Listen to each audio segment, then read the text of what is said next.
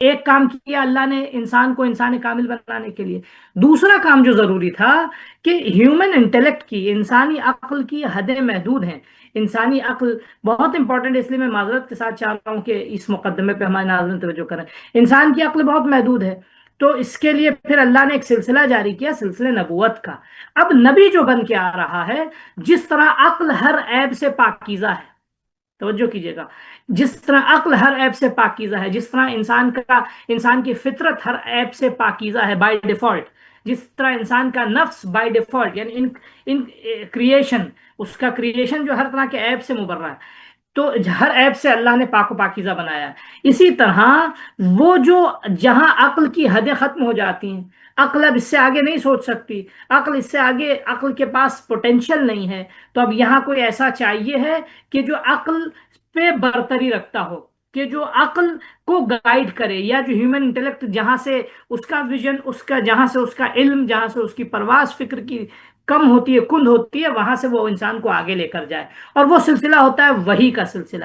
وحی ڈائریکٹ ہر انسان پہ نہیں آ سکتی، اس وحی کے سلسلے کے لیے اللہ نے کچھ لوگوں کو اپوائنٹ کیا ایز اے میسنجر، کچھ لوگوں کو اپوائنٹ کیا براہ راست اپنا خلیفہ اور جانشین۔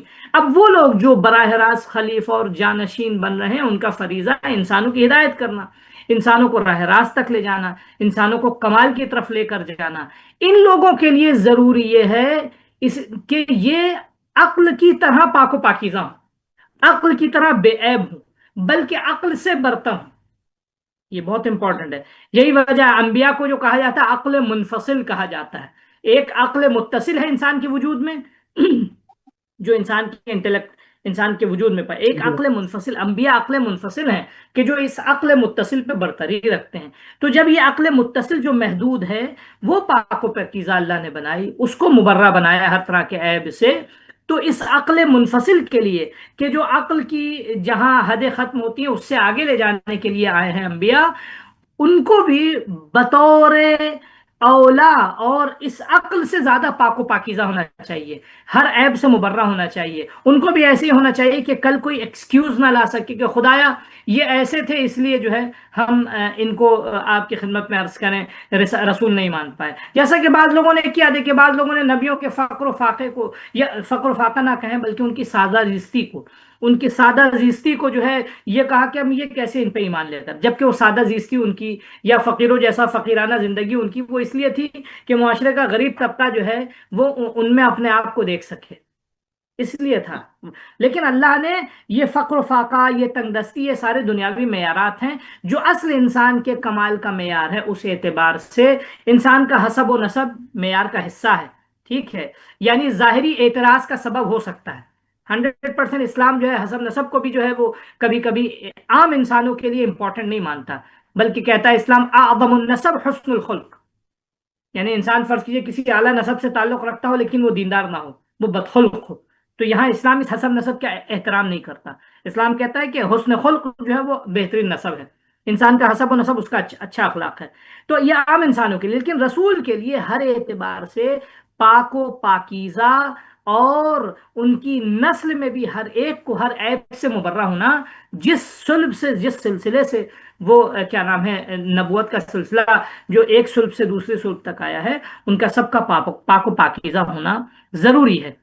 تو میں آپ کی خدمت میں عرض کروں، رسول خدا صلی اللہ علیہ وآلہ وسلم نسل جناب ابراہیم سے، اور ان کا سلسلہ نسب جناب ابراہیم و اسماعیل کے بعد جناب عدنان سے لے کر جناب عبد المطلب تک، اور جناب عبد المطلب سے جناب عبداللہ تک، اور حتیٰ ان کیا نام ہے نبی کے لیے ضروری ہے کہ وہ صلب نہیں بلکہ جس آغوش میں ہے اس آغوش کا بھی پاک و پاکیزہ ہونا ضروری ہے۔ آپ دیکھیں، آپ کی خدمت میں عرض کریں کہ جناب موسیٰ کو جب جو ہے وہ کسی کا دودھ نہیں پی رہے تھے، جناب موسیٰ کو جب خواتین کو بلایا گیا تو کیا نام ہے جناب موسیٰ نے کسی کا دودھ نہیں پیا، صرف اپنی ماں کا دودھ پیا۔ رسول خدا صلی اللہ علیہ وآلہ وسلم جب عرب کے رواج کے مطابق جب دائیاں جو ہوتی ہیں جو مثلا بچے کو دودھ پلاتی ہیں، مختلف عورتیں آئیں، لیکن کسی کا آپ نے دودھ نہیں پیا۔ لیکن جب کیا نام ہے، حلیمہ سعدیہ جب آئی ہیں تو ان کے وجود کے اس حصے سے آپ نے دودھ پیا کہ جس پہ کبھی کسی نے منہ نہیں لگایا تھا، اور کبھی کسی نے اس سے دودھ نہیں پیا تھا، اور کبھی اس میں شیر جاری نہیں ہوا تھا۔ اللہ نے یعنی اس قدر یعنی اللہ نے اہتمام کیا ہے کہ دودھ جس خاتون کا پی رہے ہیں رسول خدا، اس کو بھی پاکیزہ ہونا، اور اس کے مثلا اس حصے پہ کسی دوسرے کا منہ، یعنی کسی غیر جو ہے وہ خدا پہ ایمان رکھنے والے کسی مشرک کا جو ہے وہ منہ بھی نہیں لگنا چاہیے۔ اس کا تو خدا نے اہتمام کیا۔ یعنی جب ظاہری ایک دودھ پینے کے لیے خدا اتنا اہتمام کر سکتا ہے تو چے جائے۔ تو سلسلے نسب میں رسول خدا کے جتنے بھی تھے، جناب عدنان سے سلسلہ لے کے چل رہے ہیں آپ، جناب عدنان، اس کے بعد جناب معد بن عدنان، پھر اس کے بعد نزاز بن عدنان، پھر مضر بن عدنان، پھر الیاس بن مضر بن نزار، پھر الیاس بن مضر، پھر مدرکہ بن الیاس، پھر خزیمہ بن مدرکہ، پھر کنانہ بن خزیمہ، پھر نضر بن کنانہ، پھر مالک بن نضر، پھر فہر بن مالک، پھر غالب بن فہر، پھر لوئی بن غالب، پھر کعب بن لوئی، پھر مرہ بن کعب، پھر کلاب بن مرہ، پھر قصی بن کلاب، پھر اس کے بعد عبد مناف بن قصی، ہاشم بن عبد مناف، اس کے بعد آپ کی خدمت میں عبداللہ عبد المطلب بن ہاشم، اس کے بعد آپ کی خدمت میں عرض کریں یہ سلسلہ جو ہے وہ یہ سلسلہ جو پھر جناب عبداللہ، پھر جو ہے وہ رسول خدا صلی اللہ علیہ وآلہ وسلم، یہ سلسلہ جو ہے یہ وہ تمام لوگ ہیں اس سلسلے میں کہ جو سب پاک و پاکیزہ اور موحد ہیں۔ رسول کا صرف ظاہری نجاست سے پاکیزہ یا ظاہری عیوب سے اس کا پاکیزہ ہونا شرط نہیں ہے۔ ظاہری عیوب کے ساتھ ساتھ ظاہری عیوب سے پاکیزگی کے ساتھ ساتھ، ظاہری نجاستوں کے پاکیزگی کے ساتھ ساتھ، اللہ جو ہے وہ معنوی اور جو ہے وہ کیا نام ہے روحانی یا دوسرے حسبی نسبی ہر طرح کے عیب سے رسول کو پاک رہنا ضروری ہے۔ یہ میں قاعدہ لطف بتا رہا ہوں، اس لیے پاک رہنا ضروری ہے تاکہ کسی کے پاس ان کی رسالت کو ریجیکٹ کرنے کا کوئی عقلی عذر نہ ہو، کوئی دلیل نہ ہو۔ یہ وجہ ہے کہ ان کے سلسلے میں آپ کی خدمت میں عرض کریں سب کا موحد ہونا بھی ضروری ہے، اور تھے بھی۔ تاریخ نے، اللہ نے جو مثال کے طور پہ سلسلے جو روایات میں یا تاریخ میں بیان ہوئی، یہ تاریخ میں یہ تمام لوگ جو ہے اپنے آپ میں موحد تھے، اور دین ابراہیمی پہ سب برقرار تھے۔ حتیٰ آپ کی خدمت میں عرض کریں جناب ابو طالب کے سلسلے میں جو بھی آپ نے تذکرہ کیا، اشارہ کریں جناب ابو طالب کو تو بہرحال یہ بات کی سیاستوں نے جناب ابو طالب کے اوپر حرف ایجاد کیا ہے۔ جن کے پاس قلم تھا، جن کے پاس اقتدار تھا، جن کو اہل بیت علیہ السلام یا خاص کر مولا کائنات علیہ السلام سے بغض تھا، انہوں نے مولا کائنات کی دوسروں کی یا یوں کہوں مولا کی شخصیت کے لیے تو لفظ مناسب نہیں ہوگا، دوسروں کی شخصیتوں کو اوپر کرنے کے لیے، اونچا کرنے کے لیے مولا کائنات کے اندر ظاہری طور پہ کوئی عیب نہ ملا تو ان کے والد پہ حرف ایجاد کر دیا کہ ان کے والد تو ایسے تھے۔ جبکہ تاریخی اعتبار سے، یعنی اگر ہم جتنے بھی، اب میں تمام مسلمانوں سے خطاب کرتا ہوں، اپنے تمام بھائیوں سے خطاب کرتا ہوں کہ ابھی آپ کوئی تاریخ ہٹا لیجئے، ساری روایتیں اور قرآن کی آیتوں کو ایک لمحے کے لیے سائڈ کنارہ کر رکھیے، آپ آئیے اور رسول جناب ابو طالب کی سیرت کو دیکھیے، جناب ابو طالب کا رویہ دیکھیے، جناب ابو طالب کا، یعنی جس دن سے رسول خدا صلی اللہ علیہ وآلہ وسلم نے آغاز رسالت کیا، دعوت ذوالعشیرہ، جس دن سے، اور نہ صرف وہ دن جس دن سے آپ کی آغوش میں آیا ہے رسول خدا، ایسا نہیں تھا کہ آپ کو معلوم نہیں تھا کہ یہ رسول خدا ہے، یقیناً معلوم تھا۔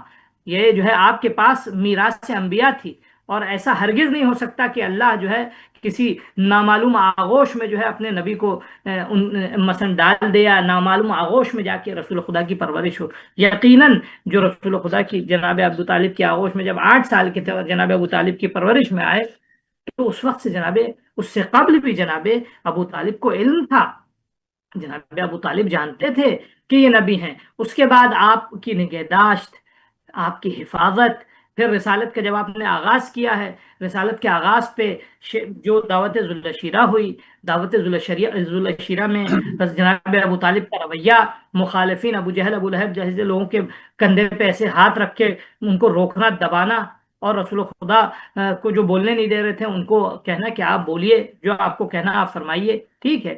اور اس کے بعد پھر مستقل حمایت کرنا رسول خدا کی، اور مستقل اپنی جان پہ کھیل کر اپنے بچوں کو رسول خدا کی جگہ سلانا تاکہ ان کی زندگی برقرار رہے، محفوظ رہے۔ خوب یہ سارا عمل جناب ابو طالب کا پوری زندگی جناب ابو طالب کی پوری نگہداشت، حفاظت. اس کے بعد پھر جو ہے وہ کوئی عقل مند انسان جو ہے کیا انکار کر سکتا ہے، یہ کہہ سکتا ہے کہ جناب ابو طالب جو ہے وہ الیاذ باللہ وہ ایمان یقیناً کوئی اگر کہے جناب ابو طالب نے اپنے ایمان کا اظہار نہیں کیا، یہ بھی غلط ہے. بھائی ایمان کے اظہار کرنے کے لیے کیا کوئی سین چاہیے، کوئی شاخ چاہیے؟ ٹھیک ہے، جناب ابو طالب کے اشعار پڑے ہوئے ہیں جس میں جناب ابو طالب رسول خدا کی رسالت کا ویسے ہی اقرار کر رہے ہیں کہ جیسے جناب عیسیٰ نبی تھے. خوب، اب اس کے لیے اور کیا چاہیے؟ یعنی یہ بھی غلط تہمت ہے کہ جناب ابو طالب علیہ الصلوۃ والسلام نے اظہار رسالت نہیں کیا، اظہار ایمان بے رسالت نہیں کیا. نہیں، یقیناً اللہ کی وحدانیت پہ بھی اقرار کیا، جناب رسول خدا صلی اللہ علیہ وآلہ وسلم کی رسالت کا بھی اقرار کیا، اور مستقل کہتے رہے، بارہا کہتے رہے، اور عمل میں رسول خدا کی حفاظت کرتے رہے.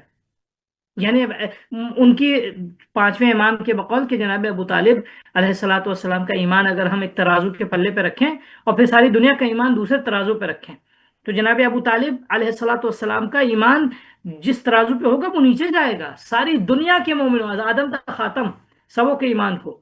تو اب آپ یہ بتائیں، اور یہ بھی کوئی جذباتی جملہ نہیں ہے، حقیقت ہے. بھائی آپ خود سوچیں، مسلمان بیٹھ کے اس پہ اچھا، غور رسول کریں. خدا آپ رسول فلاں خدا مولوی صاحب نے کہا، فلاں تاریخ میں لکھا ہے، اور فلاں صاحب یہ کہتے ہیں، آپ اس پہ نہ جائیے. آپ خود آ کے دیکھیے جناب ابو طالب کی سیرت کیا تھی. کوئی ایک واقعہ تاریخ کا آپ دکھا دے کہ جہاں رسول خدا، ہاں مسلمانوں نے، بعض مسلمانوں نے جو سرغنہ بنے، انہوں نے جو ہے وہ آپ کی خدمت میں عرض کریں رسول خدا کو اذیت بھی پہنچائی، تکلیف بھی پہنچائی. رسول خدا دل برداشتہ بھی ہوا، اللہ نے ان کو معاف بھی کیا، مغفرت کر دی، بخش بھی دیا. رسول خدا کی زندگی میں اس کے بعد کے حالات. لیکن جناب ابو طالب کی زندگی دیکھ لیجیے آپ.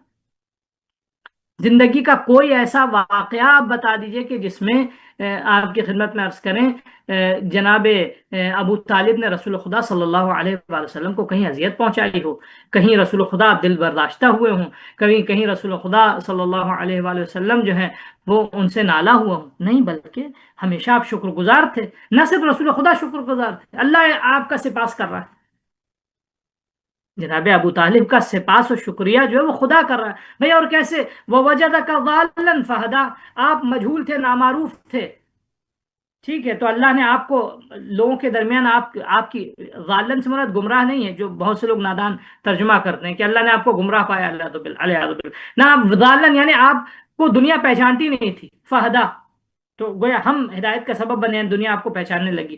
وَوَجَدَكَ عَائِلًا، آپ تنگ دست تھے، تو فَأَغْنَىٰ، آپ کو اللہ نے جو ہے غنی بنایا. کیسے بنایا؟ کس نے غنی بنایا؟ کس نے پیسے دیے؟ کوئی بتائے؟ رسول خدا صلی اللہ علیہ وآلہ وسلم کے پاس اپنی جیب میں پیسے تھے.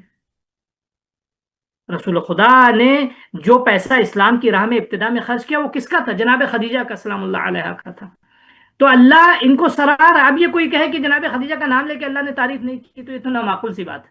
اب یہ تھوڑی اللہ ہمارے آپ کی طرح تھوڑی ہے کہ نا اللہ کا یہی کہہ دینا کہ اس آپ بارے میں جو ہے وہ تنگدست تھے اور ہم نے آپ کو غنی کیا. یعنی کسی انسان کے عمل کو اپنا عمل بنا لینا بہت ہے اس انسان کی ساری کائنات پہ برتری کے لیے. اب اس سے اور بڑی برتری کیا ہو سکتی؟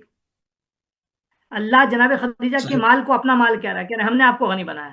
بوجہ دیکھا علم جدت کا یتیمن فآوا، آپ یتیم تھے، ہم نے آپ کو پناہ دی. وہ اس سے بڑی اور کیا جناب ابو طالب کو سنت چاہیے؟ کسی کافر کے عمل کو خدا کبھی بھی اپنا عمل نہیں کہتا. قرآن مجید کی اسٹریٹجی ہے. قرآن کبھی بھی اہل کفر کے عمل کو خدا اپنی طرف نسبت نہیں دیتا، کسی بے دین کے عمل کو خدا اپنی طرف نسبت نہیں دیتا، کسی جو ہے وہ کیا نام ہے مضر اور دین کے مخالف انسان کے عمل کو خدا اپنی طرف نسبت نہیں دیتا.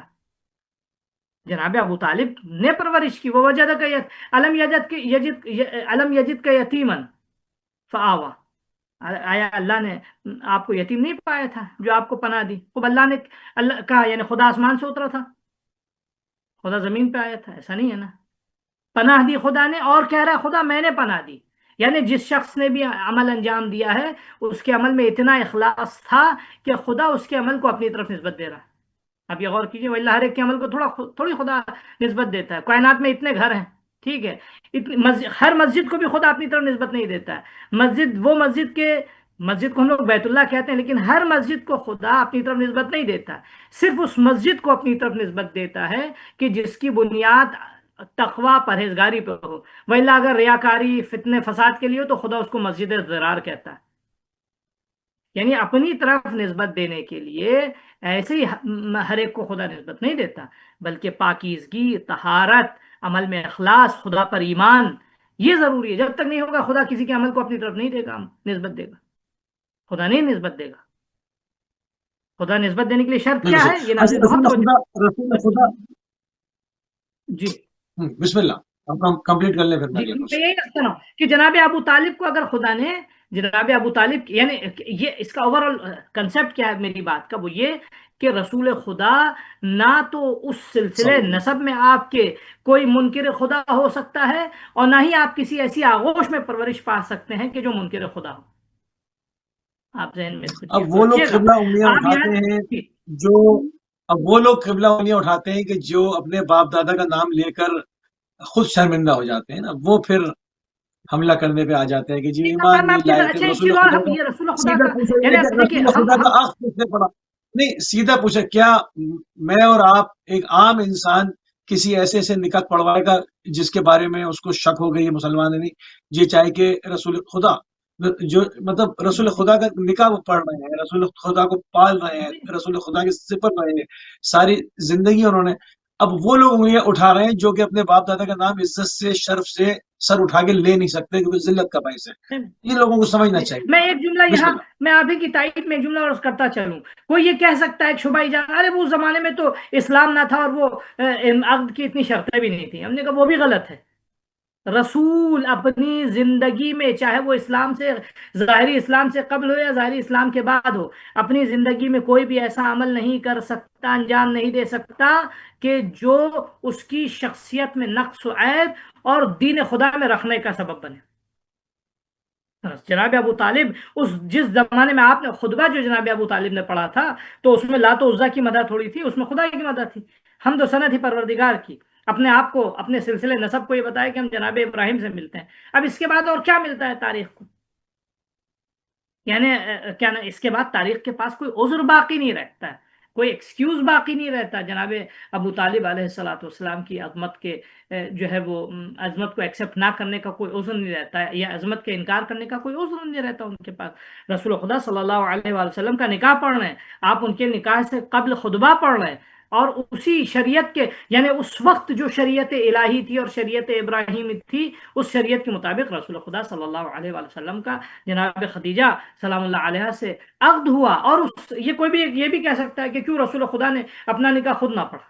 خوب اس زمانے کی رسم تھی کہ بزرگ جو ہے وہ اپنے بچوں کا جو ہے وہ مثلا صیغہ عقد جاری کیا کرتے تھے، اولادیں خود سے جو ہے اپنا صیغہ جاری نہیں کرتی تھی، اس زمانے کی رسم کے مطابق اور دین ابراہیم۔ جناب ابو طالب نے خطبے میں جو سلسلہ نسب میں اپنا یہ بتایا، الحمدللہ الذی جعلنا من ذریت ابراہیم، کہ ہمیں ذریت ابراہیم سے قرار دیا، اس کا فلسفہ ایک تھا، اس کا بنیادی فلسفہ یہ تھا کہ کوئی یہ ڈاؤٹ نہ کرے کل کہ جناب ابو طالب علیہ الصلاۃ والسلام افضل التحیت والسلام جو ہے وہ گویا کسی مثلا غیر دین ابراہیمی پہ تھے، نہیں، بلکہ جناب ابو طالب نے اعلان کیا اس مصلحت کے تحت کہ تاریخ کے کچھ خیانت کار ہوں گے، کچھ خائن ہوں گے جو کل تاریخ میں خربت کریں گے، تاریخ میں جو ہے وہ مثال کے طور پہ جفا کشی کریں گے، جناب ابو طالب علیہ الصلوۃ والسلام کی شخصیت پہ سوالیہ نشان کھڑا کریں گے۔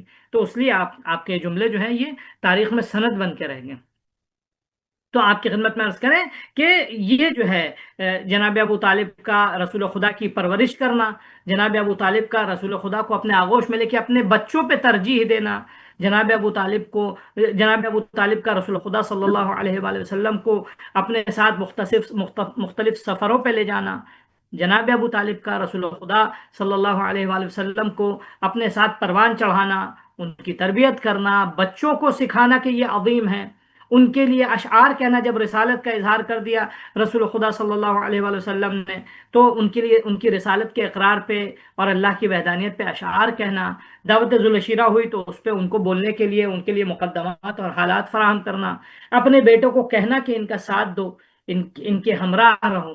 البتہ میں یہ عرض کرتا چلوں کہ اپنے بیٹوں کو جناب ابو طالب نے تاکیداً کہا تھا، وَإِلَّا جناب ابو طالب علیہ الصلوۃ والسلام کے بیٹے گویا اس معنوی اور روحانی مقام و منزلت پہ تھے کہ جن کے پاس اتنی بصیرت تھی کہ جیسی ان کے سامنے رسول خدا اسلام لے کر آئے تو مولا کائنات کی ابھی میں بات نہیں کر رہا ہوں، وہ قائد لطف کا حصہ ہے، وہ اللہ کے برگزیدہ ہے، یہ میں دوسرے جناب جعفر، جناب طالب، ان کی بات کر رہا ہوں میں، ٹھیک ہے، کہ رسول خدا کا مستقل حامی اور مددگار بنے رہنے کو تاکید کرنا اپنے بچوں کو، اس سے زیادہ اور کیا ملتا ہے؟ اب اس کے بعد بھی کوئی شک کرے، اس کے بعد بھی کوئی شبہ کرے، اس کے بعد بھی کوئی ڈاؤٹ کرے، تو یہ تو کھلی ناانصافی ہوگی نا، ایسا تو کرنا نہیں چاہیے۔ میں دیکھیے خطاب کر رہا ہوں اہل عقل کو، میں بیچارے وہ لوگ جو نہیں جانتے نہیں سمجھتے میں ان سے بات نہیں کر، میں کہہ رہا ہوں مثلا وہ جو اہل عقل اہل خرد، اس کے لیے ہمیں طنز کی بھی ضرورت نہیں ہے، تانے کی بھی ضرورت، ہم کو ایک دم بہت بہت بہت جنٹل جو ہے وہ ایکسنٹ میں چاہ رہا ہوں ہماری گفتگو ہو، اہل نظر اہل عقل اس پہ غور کریں کہ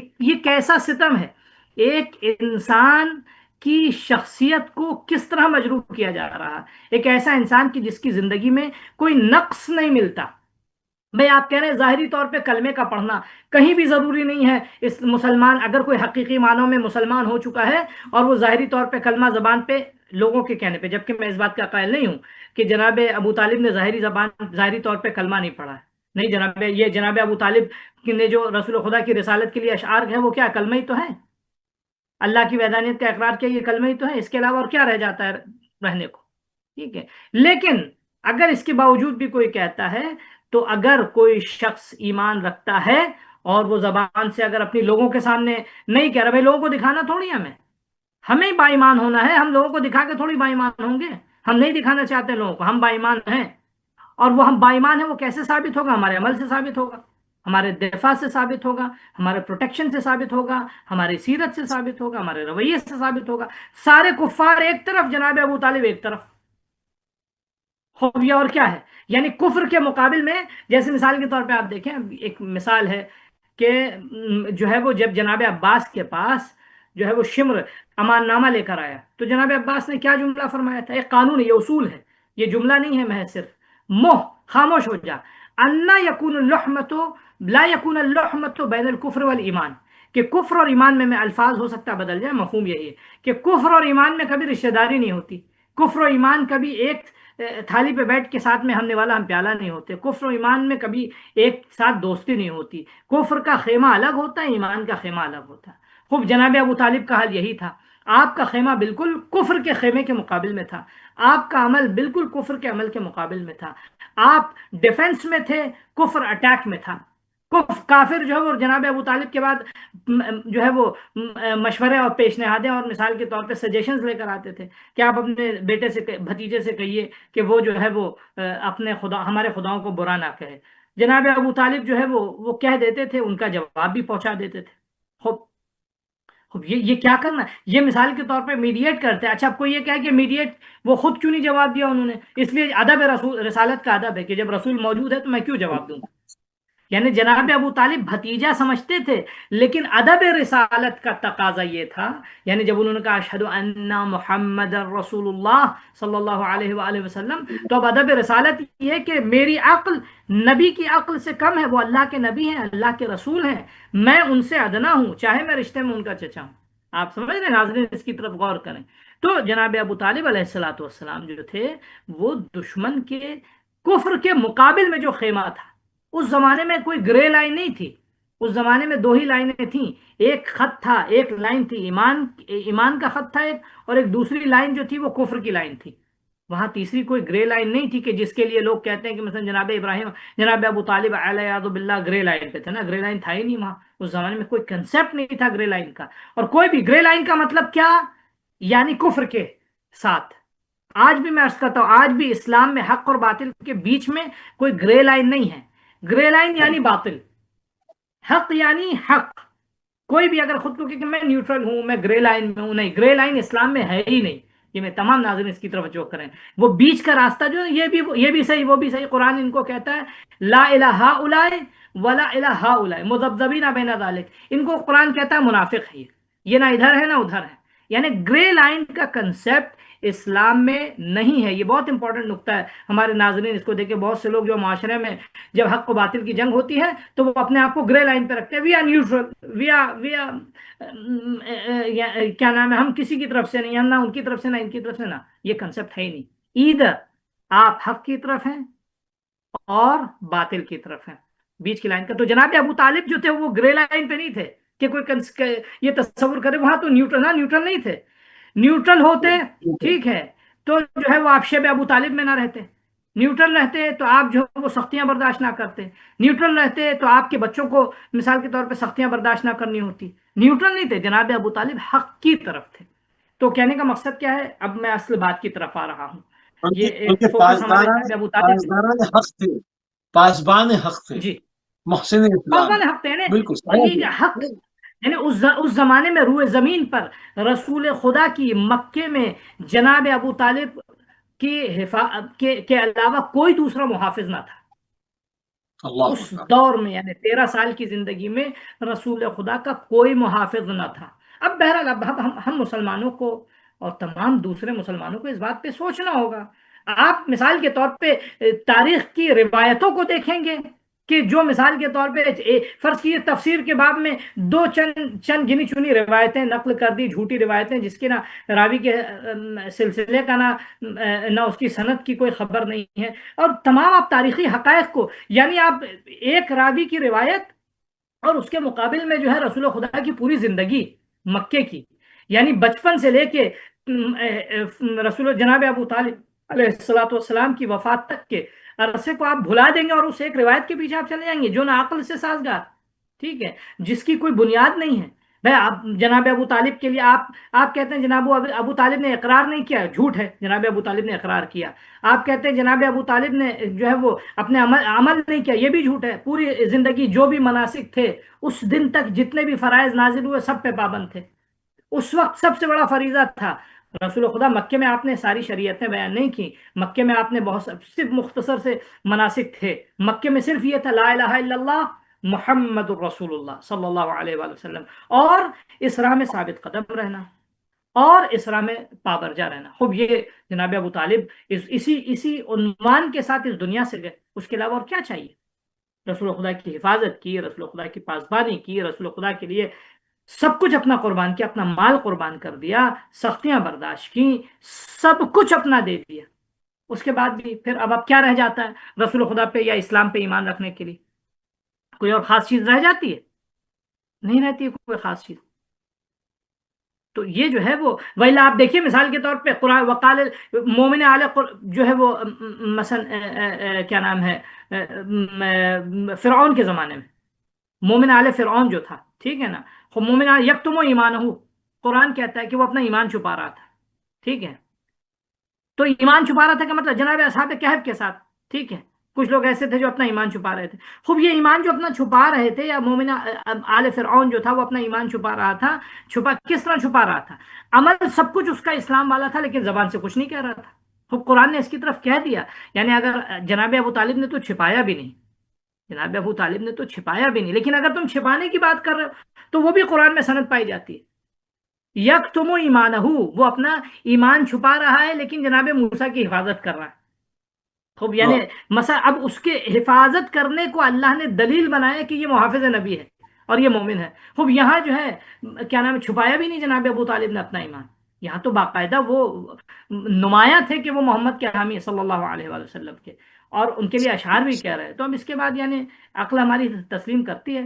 میں ایک شیعہ ہو کے دفاع نہیں کر رہا ہوں جناب ابو طالب علیہ السلام کا، میں ایک عقل مند ہو کے چاہ رہا ہوں دفاع کروں جناب ابو طالب کا، میرے پاس عقل ہے۔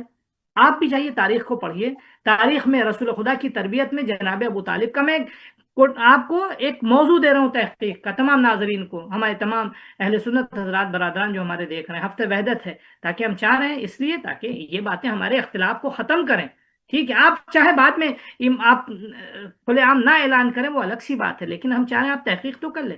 آپ جائیے تحقیق کیجیے تاریخ میں، جو بزرگ علماء نے تاریخیں لکھی ہیں کہ جناب ابو طالب علیہ الصلوۃ والسلام نے رسول خدا صلی اللہ علیہ وآلہ وسلم کی تربیت کس طرح کی، اور کس دوسری آغوش میں جو ہے وہ پلے ہیں رسول خدا۔ خود قرآن کہتا ہے علم یجد کے یتیمن فآوا، آپ کو یتیم پایا اللہ نے تو آپ کو اچھا بڑی پناہ دی۔ خود کس نے پناہ جنرل دی؟ سی بات ہے کہ ایک جنرل سی بات ہے نا، اگر کوئی شخص کسی کے اوپر احسان کرتا ہے، کسی کو گمراہی اور ضلالت سے نکالنا، تو ایک بہت بڑی بات ہے، یعنی یہ کسی کی آخرت سنوارنا۔ اس دنیا کے جی اندر اگر ایک وقت کو کسی کا پیٹ بھر دیتا ہے، کسی بے لباس کو لباس دے دیتا ہے، کسی کو روڈ پار کرا دیتا ہے، کسی کو مہینے کا خرچہ دے دیتا ہے، تو اس کو بھی اگر پلٹ کر وہ آدمی کچھ برا کہے تو پورا زمانہ اس کی طرف انگوش نمائی کرتا ہے کہ اور اس کو بتاتا ہے کہ جی تمہیں شرم آنی چاہیے کہ اس شخص نے تمہارے ساتھ یہی احسان اور لطف اٹھا رکھے، تم ایسے کہہ رہے ہو۔ نہ کہ جناب ابو طالب علیہ السلام جو کہ محسن اسلام ہے، جنہوں نے اسلام کی پرورش کی، اسلام کو پالا، احسان کیا، اور جو ہے وہ نبوت کے ایک درخت کو جو ہے وہ ایک تناور درخت میں اس پودے کو تبدیل کیا، ان کے ایمان پر انگلی اٹھائی جائے اور ایسے لوگ اٹھائیں جو کہ اپنے باپ دادا کا نام سر بازار لینے پر قادر نہ ہوں، شرم سے سر جھک جائیں، تو اور امت اس کے اوپر خاموش رہے۔ تمام منابر سے ایسے لوگوں کی سرکوبی ہونی چاہیے، ان کو جو ہے وہ ڈھکیلنا چاہیے، جی، ان کی اور زبانوں کو یہ بند ہم کرنا یہ چاہیے۔ عرض کرنا چاہیں گے کہ جو ہے ایسی وہ بات ہے۔ ہمارے محترم ناظرین اس کو غور اس کو دیکھیں، اسٹڈی کریں، یعنی مثلا جو لوگ کہتے ہیں ان کے کہنے پہ جو ہے وہ یعنی اپنے کان کو ہاتھ لگا کے دیکھیں کہ ہے کہ نہیں، کوے کے پیچھے نہ بھاگیں۔ تاریخ میں بہت سے لوگ کوے کا کام کرتے تھے، یعنی صرف مشہور کر دیا انہوں نے، جو بالکل ریالٹیز کے خلاف انہوں نے کچھ باتیں پیش کر دی۔ تو ہمیں ایسا نہیں کرنا چاہیے، ہمیں تاریخ ہمارے پاس ہے، ہمارے پاس جو ہے وہ تاریخی منابع ہمارے پاس ہیں، سب کچھ ہے ہمارے پاس، بیٹھ کے دیکھ لیں۔ ہم نہیں کہتے ہیں کہ مثال کے طور پہ آپ آئیے اور آپ اپنی عقیدت و محبت ظاہر کیجئے، لیکن کم از کم روز محشر اللہ کو جواب دینے کے لیے ہمارے پاس ویلڈ پروف ہونا چاہیے۔ کیونکہ نبی کی ذات اللہ نے ہر عیب سے مبرہ بنائی ہے، عیب چاہے مادی عیب ہو یا معنوی عیب ہو۔ کفر جو ہے ایک معنوی عیب ہے، ایک نقص ہے۔ اس صلب میں جس صلب سے نبی صلی اللہ علیہ وآلہ وسلم آئے ہیں، اس صلب میں کبھی کوئی کافر نہیں آ سکتا، اور اس آغوش میں کہ جو جس میں نبی پل رہے ہیں، اس آغوش میں بھی اب میں آپ کو دیکھیے ایک ایگزامپل دوں آپ کو، پھر وہ قرآن سے میں ایگزامپل دے رہا ہوں۔ آپ دیکھیے جب جناب موسیٰ کو جناب موسیٰ کی والدہ نے وہ ٹوکری میں رکھا اللہ کے حکم سے، ٹھیک ہے، فَاقْذِفِيهِ فِي الْيَمِّ، ان کو تابوت میں رکھا اور ان کو کشتی میں رکھ دیا، وہ ٹوکری میں رکھ دیا، تابوت میں رکھ دیا، اور تابوت بہتے بہتے اللہ کے حکم سے تابوت بہتے بہتے کہاں گیا؟ فرعون کے دربار کے کنارے گیا، جہاں جناب آسیہ تھی۔ کیا کہا انہوں نے کہ فرعون کو تو خوف تھا، لیکن کیا کہا کہ شاید جو ہے یہ ہمارے لیے مثلا مفید ہو، ٹھیک ہے۔ خوب جیسے ہی جناب موسیٰ کو جو ہے آغوش میں لیا، اللہ نے بھی اپنی معجزے سے محبت ڈال دی۔ محبت اس معنی میں نہیں کہ کیا محبت اس لیے ڈالی کہ اس کے دل میں جو خوف تھا کہ بچوں کو قتل کر رہا تھا، اس محبت کے سبب اس نے قتل نہیں کیا۔ اچھا، اب رہی بات ان کو دودھ پلانے کی، ٹھیک ہے، تو اللہ نے صاف صاف فحرمنا علیہ المراضع، ہم نے موسیٰ پر تمام دودھ پلانے والی عورتوں کے دودھ کو حرام کر دیا۔ کس معنی میں حرام کر دیا؟ یعنی محروم رکھا، حرمنا علیہ المراضع، یعنی کسی بھی دودھ پلانے والی خاتون کے آغوش میں جا کے جناب موسیٰ دودھ نہیں پی رہے تھے۔ اسی اسنا میں جناب موسیٰ کی بہن آتی ہیں، کہتی ہیں کہ میں جانتی ہوں، هل ادلکم علی اہل بیت، ہم ایسے اہل بیت اور ایسے گھر والوں کی خبر دیں تمہیں، ایسی خاتون کی خبر دیں کہ جو جناب موسیٰ کو دودھ پلا سکتی ہیں اور ان کو یکفل ہو اور ان کی پرورش کر سکتی ہیں۔ تو پھر جو ہے جناب موسیٰ کی والدہ آئی اور جناب موسیٰ اپنی والدہ کی گود میں گئے اور وہاں جا کے دودھ پیا۔ یعنی کیا خدا راضی نہیں ہے؟ اب دیکھیے قرآنی پروسیس ہے یہ، خدا نے کسی غیر مومنہ کی جو ہے وہ دودھ کو اپنے نبی کے لیے جو ہے وہ گوارا نہیں سمجھا، ٹھیک ہے، کسی غیر مومنہ کی آغوش میں جا کے وہ دودھ نہیں پئیں گی۔ تو کیسے ممکن ہے رسول خدا پوری طرح سے خورد و خوراک، کھانا پینا، اٹھنا بیٹھا جو رسول خدا سے برتن ہے، جناب موسیٰ سے برتن ہے، ان کا کھانا پینا، اٹھنا بیٹھنا، زندگی کے تمام امور جو ہیں وہ علیہ باللہ ایک ایسے شخص کے ہاتھ میں ہوں گے کہ جو خدا پہ ایمان نہیں رکھتا ہو۔ ہرگز خدا، یعنی دیکھیے ہم مثلا خدا جب رسالت دیتا ہے تو رسالت کے تمام اہتمام بھی کرتا ہے، ایسا نہیں ہے کہ خدا نے مثلا کوئی نظام نہیں، کوئی قانون نہیں ہے، ایسا ہرگز نہیں۔ باقاعدہ یعنی جناب عبداللہ کی وفات، جناب بی بی آمنہ کی وفات، اس میں بھی ایک حکمت ہے۔ جناب رسول خدا صلی اللہ علیہ وآلہ وسلم کا جناب عبد المطلب کی آغوش میں جانا، اس میں بھی ایک حکمت ہے۔ جناب عبد المطلب کا 8 سال میں اس دنیا سے چلا جانا اور اس کے بعد جناب ابو طالب کی آغوش میں آنا، اس میں یعنی یہ سب نظام اور رسول کے سلسلے میں ایک تدبیر کے تحت ہے۔ یعنی براہ راست خدا جو ہے رسول اکرم صلی اللہ علیہ وآلہ وسلم کے امور کو متکفل اور اس کی ذمہ داری اپنے عہدے پہ لیتا ہے۔ کیوں؟ کیونکہ یہ لطف خاص ہے خدا کا. عام انسانوں کے لیے جو ہے براہ راست خدا جو ہے مداخلت نہیں کرتا، اس کے لیے خدا نے نہیں انسانوں کو قدرت دی، اختیار دیا، نظام دینا رکھا. لیکن رسول کے سلسلے میں یہاں سب توقیفی ہے. توقیفی کا مطلب سب اللہ کی طرف سے، وہاں کوئی بھی ایسی چیز، اللہ یعنی یہ خاص عہدہ ہے، یہ قائد لطف ہے خدا کا. تو اس میں ذرہ برابر بھی خدا رکھنا تحمل نہیں کر سکتا، ذرہ برابر بھی خدا رکھنا برداشت نہیں کر سکتا. یہ بہت نہیں کرتا. امپورٹنٹ ہے. تو رسول خدا اچھا، صلی اللہ علیہ وآلہ وسلم، جی فرمائیے. رسالت کی تھوڑی سی تعریف فرما دیں. جو رسول اللہ کا آدھا رسالت ہے، رسالت جی کے مسئولیت کیا ہے، رسالت کیا ہے؟ دیکھیے، میں نے آپ کی خدمت میں ابتدا میں اشارہ کیا تھا. سب سے پہلے جو اصل رسول ہے وہ رسول کو عقل منفصل کہتے ہیں. ٹھیک ہے نا؟ کیا نام ہے، یا روایت کی تعبیر کے مطابق اللہ کے دو رسول ہیں. ایک رسول باطن ہے، ایک رسول ظاہر. ٹھیک ہے؟ رسول باطن ہے عقل، اور رسول ظاہر ہے نبی، یعنی جو پیغمبر کا سلسلہ. یا عقل باطن عقل ہے جو انسان کے اندر پائی جاتی ہے، اور عقل متصل. اور ایک ہے عقل منفصل. یعنی عقل متصل جو ہے، یعنی ہر انسان کو اللہ نے عقل و شعور دیا، ہر انسان کو اللہ نے ادراک عطا کیا ہے. لیکن ایک آدھ ایسی آتی ہے، عقل وہیں تک ادراک کرتی ہے جہاں تک اس کا ویژن، اس کا علم، اور کیا نام ہے، محسوسات اس کا ساتھ دے. محسوسات کی حدوں کے بعد عقل جو ہے وہ تجزیہ تحلیل کرتی ہے، لیکن عقل کا تجزیہ اور عقل کی تحلیل جو ہے وہ اسی حد، مادی دنیا کی حدوں کے اندر ہے. جن چیزوں کا علم انسان اپنی عقل سے حاصل نہیں کر سکتا، جہاں انسان کی عقل جو ہے وہ حصول علم سے ناتوان رہتی ہے، تو وہاں خدا جو ہے وہ نبوت و رسالت کے سلسلے کے ذریعے، قرآن کی آیت ہے یعلمکم ما لم تکونوا تعلمون، تم کو یہ نبی جو ہے ہمارا تمہیں وہ چیز سکھائے گا، وہ چیز بتائے گا کہ جو تم کبھی سیکھ ہی نہیں سکتے تھے، جس کا تمہیں کبھی علم ہی نہیں ہو سکتا تھا. یا مثال کے طور پہ فرض کیجئے کیا نام ہے، انسان جو ہے وہ پتہ نہیں اس کی کئی ہزار سال کی نسلیں گزر جائیں، اس کے بعد شاید بہت سارے حقائق آہستہ آہستہ جو ہے وہ درک کر سکے. نبی کا کام کیا تھا، رسول کا کام کیا ہے؟ رسول حقائق کائنات کا علم اللہ اس کو عطا کرتا ہے، نبی کو عطا کرتا ہے. وہ حقائق کائنات کا علم اور حقائق کائنات کی جو ہے وہ معلومات ہے، وہ نبی اور رسول جو ہے وہ لوگوں کو سکھاتا ہے، لوگوں کو بتاتا ہے، تاکہ جو ہے وہ لوگوں کی زندگی کا سفر مختصر ہو سکے. وہی کام جو 1000 سال کے بعد ہونا ہے، وہی کام جو 2000 سال کے بعد ہونا ہے. آج بہت سارے حقائق ہیں جن کی تحقیق کے بعد آج سائنس اور ٹیکنالوجیز کے ذریعے لوگ معلوم کر پا رہے ہیں، جانکاری حاصل کر پا رہے ہیں.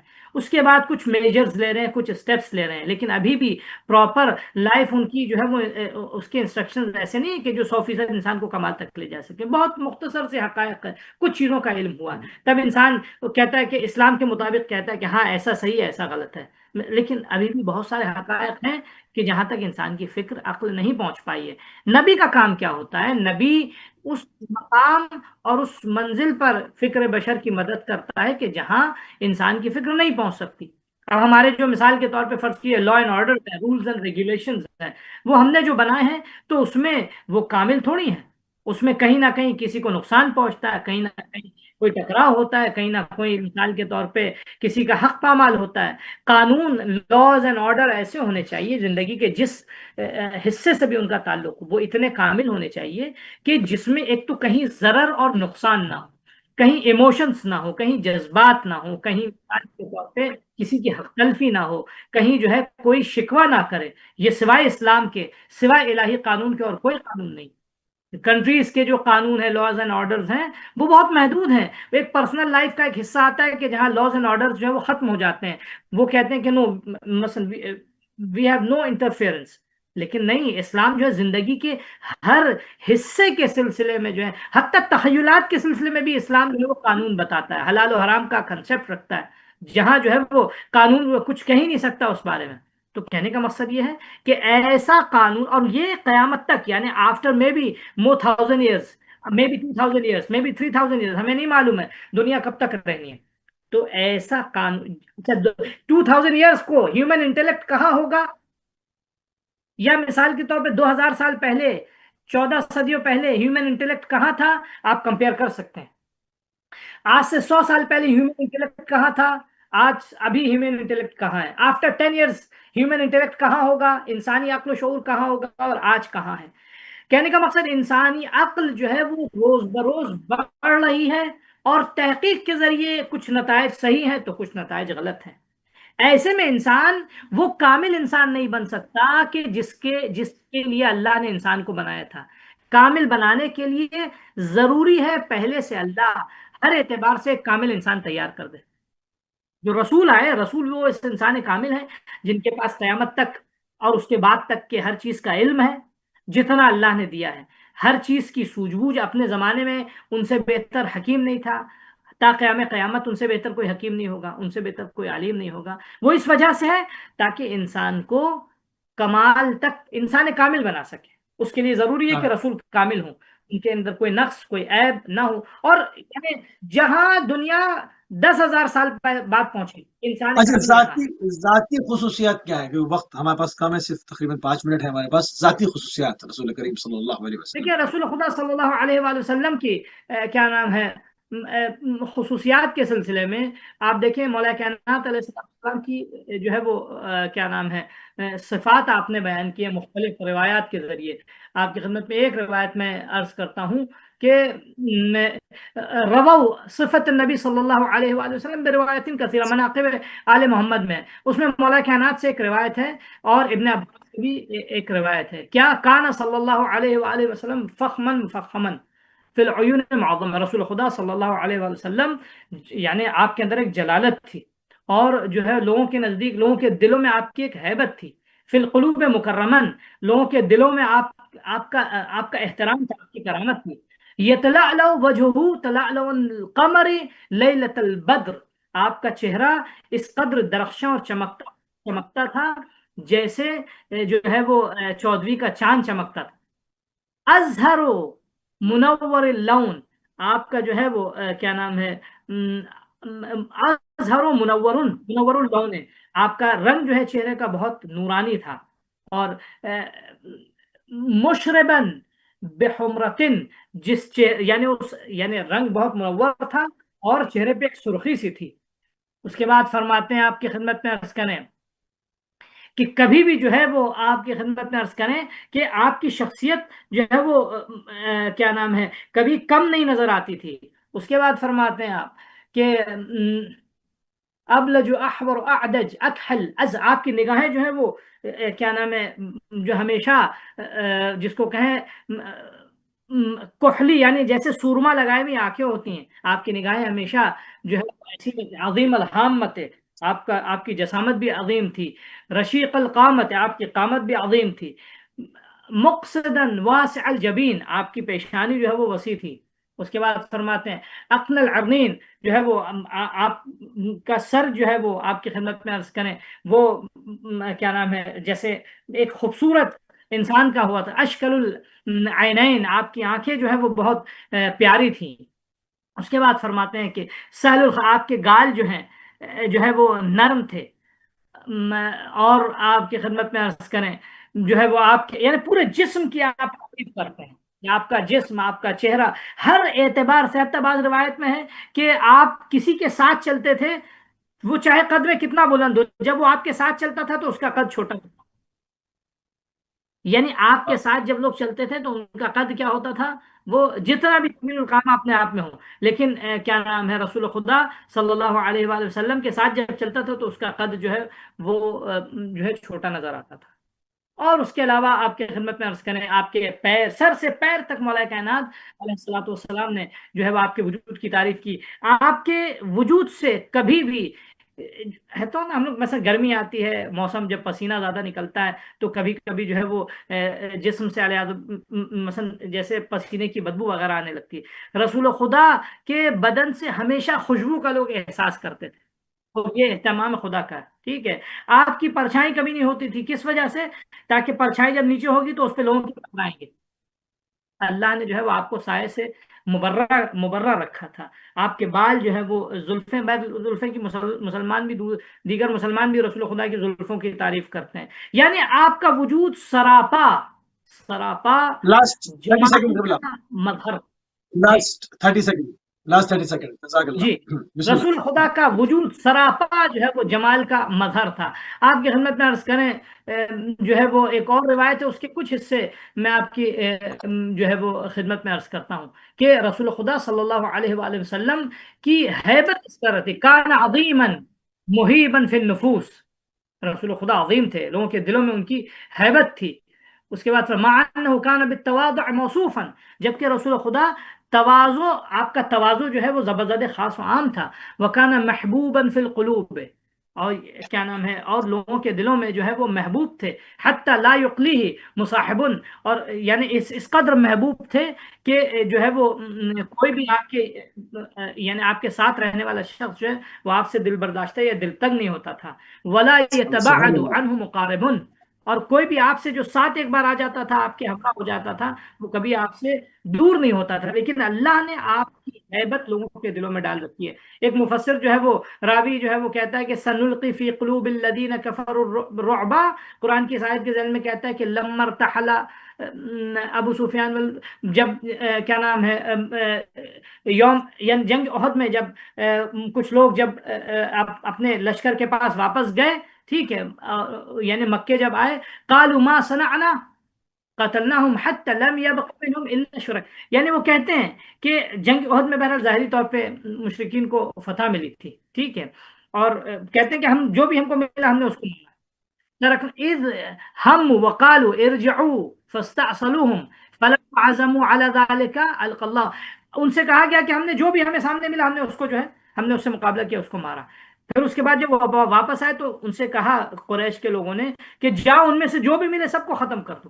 فلما عزموا 10 على سیکنڈ. ذلك القى الله قلوبهم الرعب، جب یہ واپس آنے کی کوشش کی انہوں نے تو اللہ نے ان کے دلوں میں خوف ڈال دیا. حتى رجعوا. جزاک اللہ قبلہ.